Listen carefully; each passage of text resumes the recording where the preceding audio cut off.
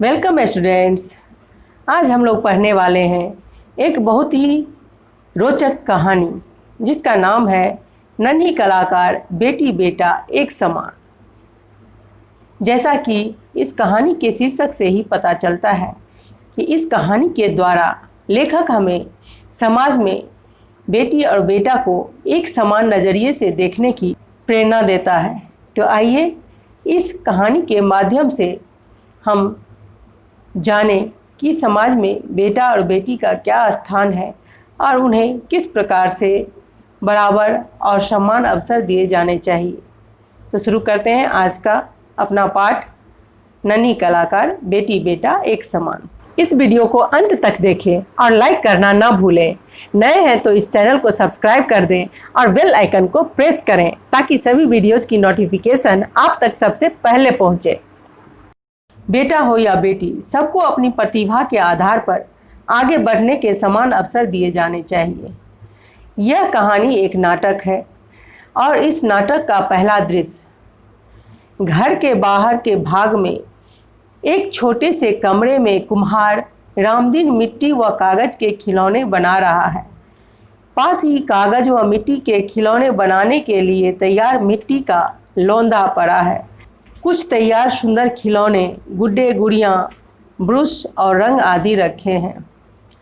12 साल की रामदीन की बेटी सुमन वहीं से एक गुड़िया को हाथ में लेकर कहती है, सुमन बापू, यह गुड़िया कितनी सुंदर लग रही है।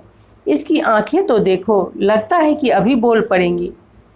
रामदीन, हाँ हाँ बहुत सुंदर है, इसे मत छुओ, संभाल कर रख दो, देखो कहीं गुड़िया टूट न जाए, इसमें अभी सुनहरा रंग और लगाना है। सुमन, बापू क्या आप मुझे भी इतनी ही सुंदर गुड़िया बनाना सिखा दोगे? रामदीन, क्या तुझे सिखाऊं?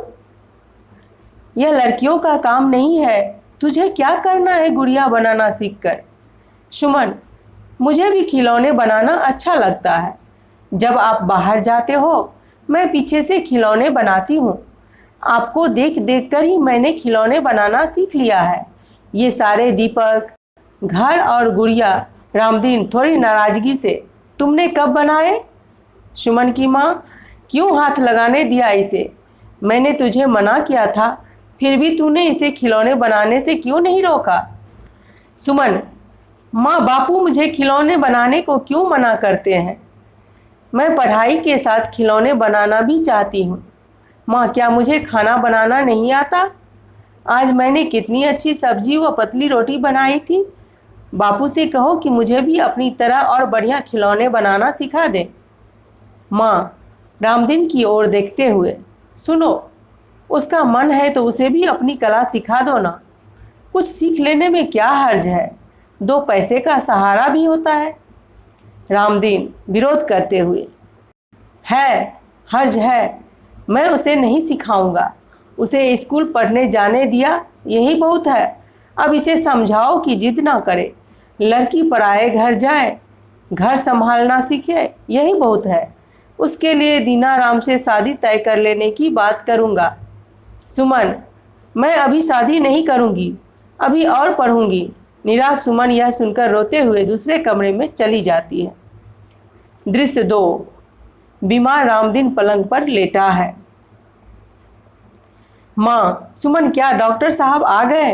बापू को छूकर देखो, कितना तेज बुखार है। सुमन, हाँ माँ, मैं डॉक्टर साहब को साथ ही लेकर आई हूँ, देखो वे आ रहे हैं। डॉक्टर रामदीन की जांच करते हुए, तेज बुखार है, इन्हें कुछ दिनों के लिए अस्पताल में भर्ती करना होगा।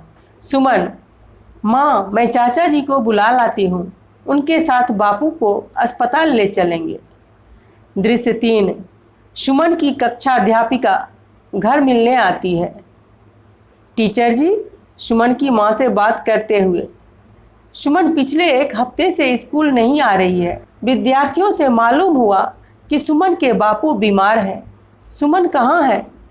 माँ, सुमन अस्पताल में है, उसके बापू के फेफड़ों में पानी भर आया है, निमोनिया है, उसका इलाज लंबा चलेगा। मुझे बहुत चिंता हो रही है। हमारे यहाँ कोई दूसरा पैसा कमाने वाला भी नहीं है।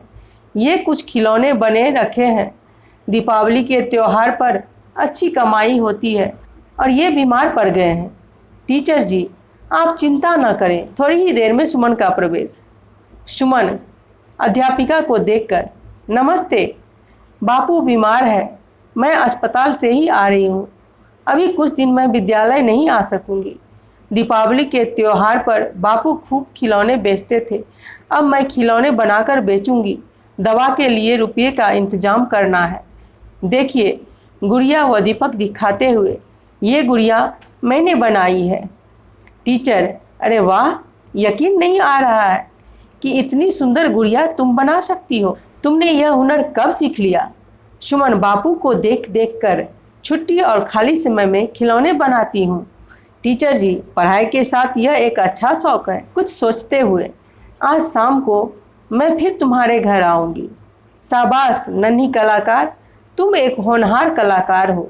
मैं तुम्हारी आर्थिक मदद करने की कोशिश करूँगी, परंतु तुम अपनी पढ़ाई बीच में नहीं छोड़ना। दृश्य 4। टीचर जी, सुमन के घर। सुमन, आज मैं अपने साथ रमा बहन को लाई हूँ। रमा बहन, मैं दिल्ली में हस्तशिल्प विभाग में बिक्री विभाग की एक अधिकारी हूँ। ग्रामीण क्षेत्रों के हस्तशिल्प कलाकारों की कला के सुंदर नमूने इकट्ठा करके उन्हें बिकवाने की व्यवस्था करना भी मेरा कार्य है। अतः मैं तुम्हारे ये सुंदर गुड्डे गुड़ियाँ नमूनों के रूप में खरीद कर ले जाऊंगी। क्या तुम तैयार हो इसके लिए? इसके लिए तुम्हें उचित दाम भी मिलेंगे। सुमन, क्यों नहीं, यह तो मेरा सौभाग्य है कि आपने हमारी कला को पहचाना। वाकई बापू बहुत अच्छे खिलौने बनाते हैं। मैंने भी उनको देखकर अभी थोड़ा ही सीखा है। रमा बहन माँ से बात करते हुए, मैं कलाकारों की मदद करती हूँ। ये सभी खिलौने मैं खरीद रही हूँ। ये हल्के सुंदर खिलौने हैं जिसके लिए मैं 1000 रुपये अभी दे रही हूँ। दृश्य 5। सुमन और उसका भाई राजा बापू के पास बैठे हैं। रामदीन चारपाई पर बैठा है। रामदीन पैसे गिनते हुए, सुमन की माँ, तुमने मुझे बताया नहीं, ये इतने सारे पैसे कहाँ से आए? माँ, दीपावली के त्योहार पर खिलौनों की ज़्यादा मांग रहती है। एक एक खिलौना 100 रुपये तक का आजकल बिक जाता है। स्कूल से छुट्टी लेकर सुमन ने बहुत दीपक, गुड्डे और गुड़ियाँ बनाए थे। खिलौने बेचने पर ही ये रुपये हमें मिले हैं। रामदीन आश्चर्यचकित होकर, सुमन ने इतने खिलौने बना लिए? क्या खिलौने बेचने सुमन बाजार गई थी? तभी वहाँ सुमन की अध्यापिका रमा बहन और उनके एक अन्य सहयोगी मिश्रा जी आते हैं। उन्हें देखते ही रामदीन चुप हो जाता है। टीचर जी, रामदीन भाई साहब, नमस्ते। आपकी कला की प्रशंसा सुनकर रमा बहन और मिश्रा जी आपसे मिलने आए हैं। ये हस्तशिल्प विभाग के सरकारी अधिकारी हैं। रमा बहन ने सुमन से सारे खिलौने खरीदकर यह पैसे दिए हैं। रमा बहन, रामदीन बाबू, सुमन के हाथ के बने खिलौने दिल्ली हाट में हाथों हाथ बिक गए। गुड्डे और गुड़ियों के जोड़े के लिए अब हमारे पास बहुत बड़ा ऑर्डर है। आपके बनाए ये खिलौने अब विदेशों में भी बिकने जाएंगे। आप सब मिलकर जल्दी ही काम आरंभ कर दें। अपनी कला अपने बच्चों को विरासत में दीजिए, उन्हें प्रशिक्षित कीजिए। अपनी बेटी को अपनी तरह ही और सुंदर खिलौने बनाना सिखाइए। हम आपको इस कार्य के लिए आर्थिक मदद भी देंगे। रामदीन आश्चर्यचकित होकर, आप सबका धन्यवाद, आपने मेरी आंखें खोल दी। आप लोग ठीक ही कह रहे हैं। मैं अपनी बेटी को अवश्य बढ़िया खिलौने बनाने का प्रशिक्षण दूंगा। यह सुनकर सुमन और उसकी माँ बहुत खुश होती हैं। सुमन, बापू देखना, मैं भी आपकी तरह अच्छे खिलौने बनाकर खूब पैसा कमाऊंगी और मेरा भी नाम देश के श्रेष्ठ कलाकारों में गिना जाएगा। माँ सुमन, तुम्हें खिलौने बनाने के साथ साथ अपनी पढ़ाई भी पूरी करनी होगी। सुमन, हाँ माँ, जरूर। आजकल गृहस्थ जीवन के साथ लड़कियां काम भी करती हैं। मिश्रा जी, रामदीन बाबू, याद रखें, बेटा बेटी एक समान, दोनों ही है आपकी संतान। तो बच्चों, देखा आपने किस तरह से सुमन ने अपने पिता की खिलौने बनाने की कला को सीखकर मुसीबत के समय अपने पिता की अच्छी तरह देखभाल की, उनका इलाज करवाया और उनकी काम की जिम्मेदारी भी संभाली और साथ ही साथ अपनी पढ़ाई भी पूरी की।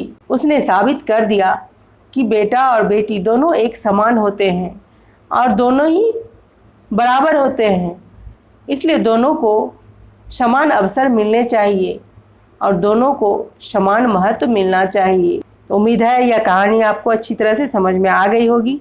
अगर यह कहानी आपको अच्छे से समझ में आ गई है तो फिर इस वीडियो को लाइक कर दें और अपने दोस्तों के साथ इसे ज़्यादा से ज़्यादा शेयर करें।